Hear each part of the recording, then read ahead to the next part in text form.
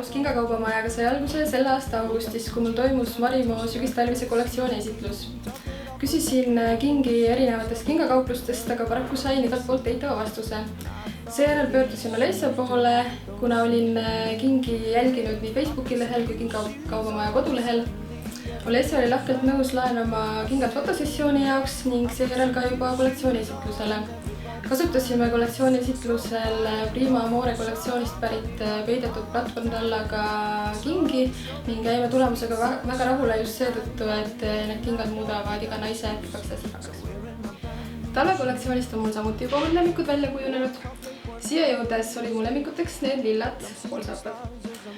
Siin olles aga on nende kõrvale kujunenud veel üks paar poolsaapaid, need beesid ja väga armsad lipsukestega.